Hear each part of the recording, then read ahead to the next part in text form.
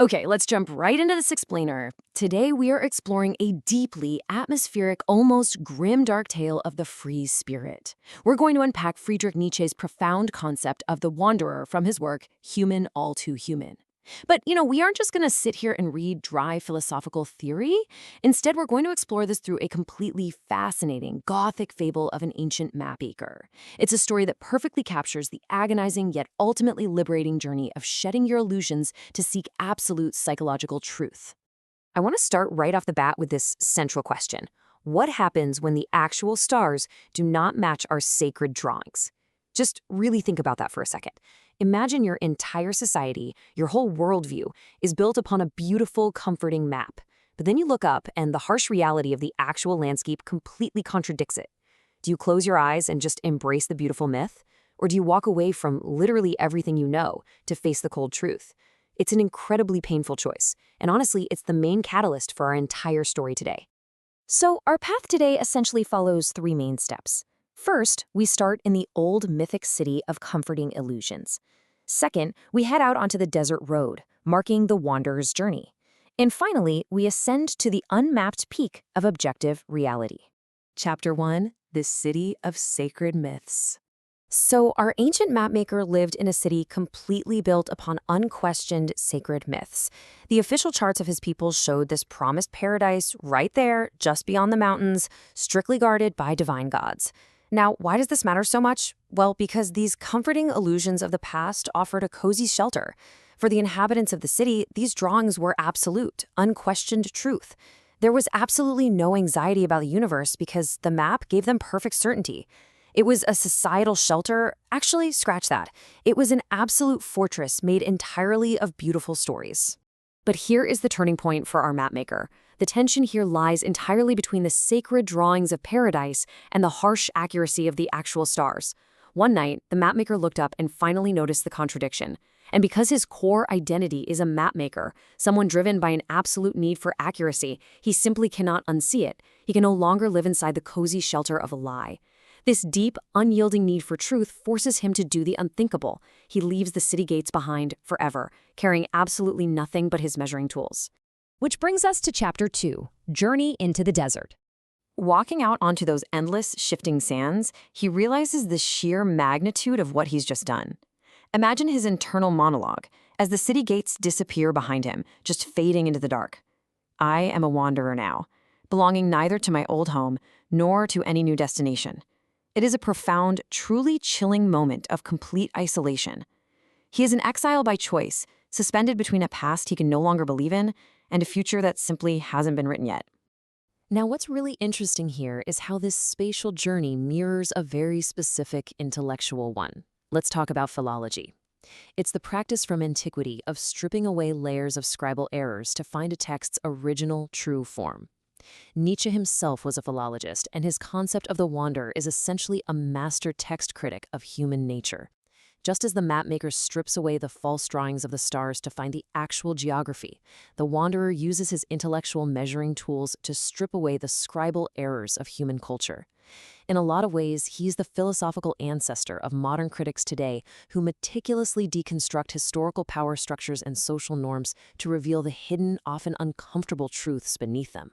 Chapter 3: Deconstructing Good and Evil. Let's look at what he actually discovers out there. On one hand, we have good and evil treated as divine metaphysical baggage. This is how the old city viewed morality. On the other hand, we have good and evil exposed as mere human inventions and corrupted manuscripts. The crucial takeaway here is that by wandering entirely alone, physically removed from society, he gets the distance he needs to see these grand, sacred concepts for what they really are.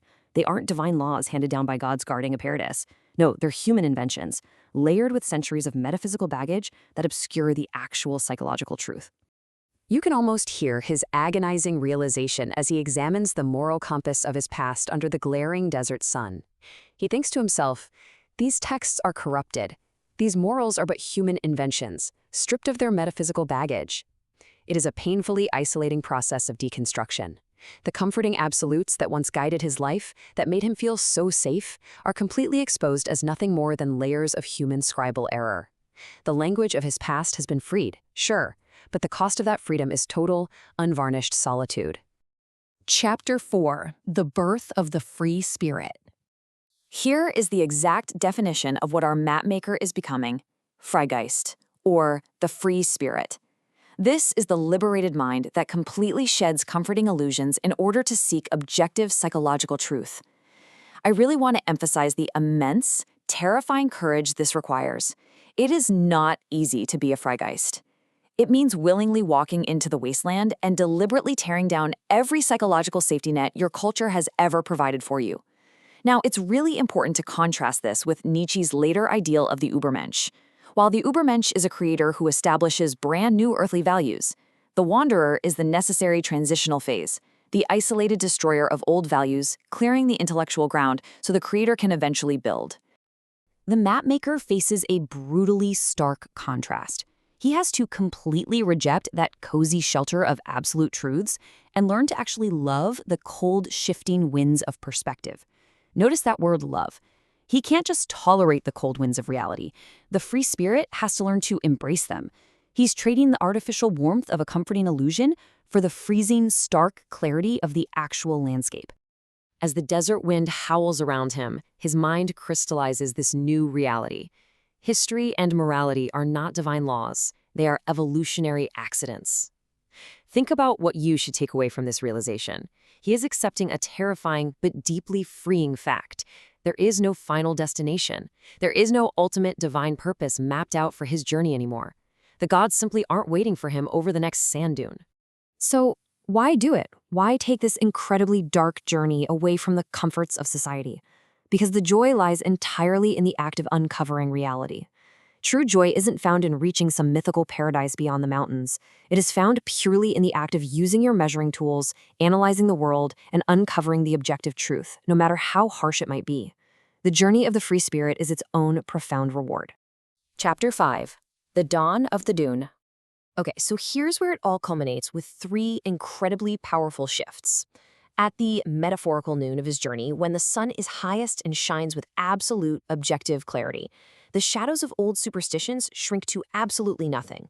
The false idols of the city are entirely destroying, and most importantly, he gains total ownership of his own mind.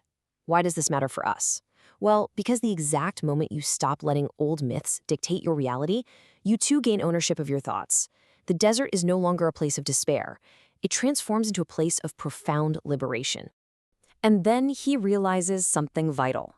He is no longer an exile fleeing a lost paradise. I really want to stress this point, guys. Shedding your comforting illusions does not make you a broken person. It doesn't mean you're just wandering aimlessly because you lost your home. It's a complete shift in identity, from being a victim to being a victor. Instead, he is a pioneer looking at an open, unmapped horizon, ready to create his own values. He is now Nietzsche's architect of objective reality, standing proudly right there at the unmapped peak. The old charts are gone, the scribal errors are completely erased, and the horizon is completely clear. He isn't just measuring reality anymore, he is finally free to build upon it. So I'll leave you with this powerful, provocative question to consider. Now that the false idols are destroyed and the horizon is completely unmapped, what new values will you create for yourself? To begin your own journey, try taking just a small step today to identify your own illusions. Ask yourself which of your beliefs are rooted purely in comfort rather than facts. Challenge just one deeply held assumption you have about good and bad. The wanderer's journey is terrifying for sure, but applying this immense courage to your own life is the absolute ultimate path to psychological truth. Thanks for joining me on this explainer. Keep questioning the map, keep seeking the actual stars, and I'll catch you next time.